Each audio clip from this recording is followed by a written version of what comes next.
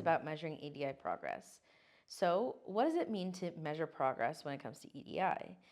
In general, measuring progress is about revisiting or reviewing goals you've set for yourself and then assessing how quote unquote far you have come. It's about evaluating the effectiveness of your efforts. So, having your efforts helped you quote unquote get to where you want to go, or do you need to try something new, something different? When we talk about measuring progress in EDI, we are talking about how close your organization has come to achieving its EDI goals, so the goals that were set by the EDI committee. If you would like to learn more about EDI committees or the process of EDI goal setting, I encourage you to watch the videos in Lesson 2 and Lesson 4. And so, how do you measure EDI progress? How do you figure out what is going right and what is going wrong? What's going okay and what could be better?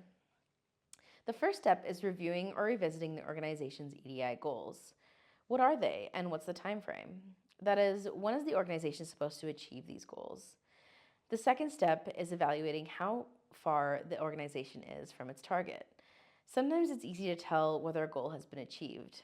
For example, if the goal is to form at least 3 employee resource groups over a 6-month period, and at the end of those 6 months, not 3, but 4 employee resource groups have been formed, you know that you have achieved your goal. Other times, an organization will need to conduct an EDI assessment to determine whether they have met their target or achieved their goal. For example, your goal might be to bring the percentage of racialized employees up by 15% over the course of 2 years. So if at the end of those 2 years, you know that a number of racialized individuals have been hired, but aren't sure whether the organization hit the 15% mark, you need to conduct a demographic assessment. In other cases, you might need to conduct an employee engagement assessment.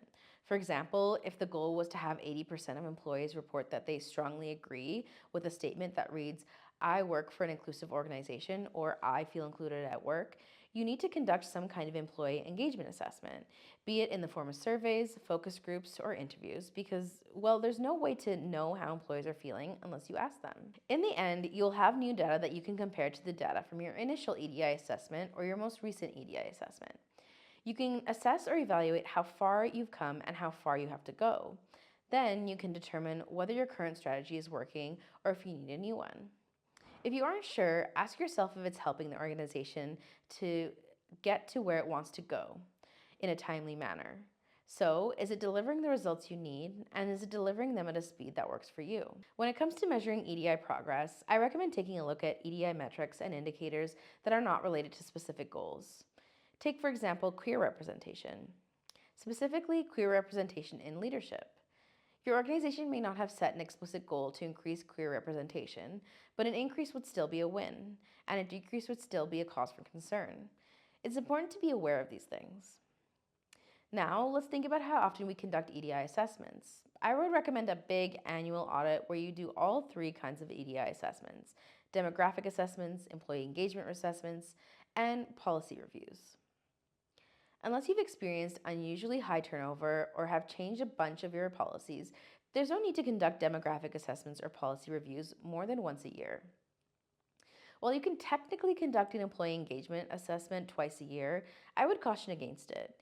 It's true that the way employees feel about accessibility and inclusion and so on could change over the course of 6 months. However, you need to be wary of survey fatigue. Survey fatigue is when employees receive so many surveys or so many requests for feedback that they are no longer willing to participate or contribute. And that's why I'd only recommend conducting employee engagement assessments once a year.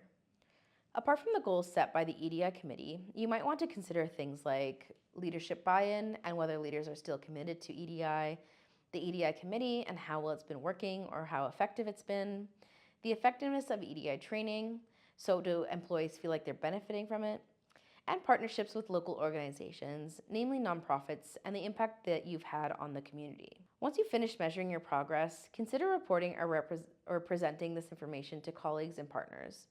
I would recommend writing a brief report or delivering a short presentation. Formal reports and presentations are probably the most popular way to provide EDI updates and keep people informed about the organization's progress. But you can also get creative too. Make a short video, an infographic, a podcast, a poster. It's up to you. The important thing is that the information gets out there. And this brings us to the end of Lesson 6 and to the end of Module 3. Thank you for watching, and we'll see you in Module 4.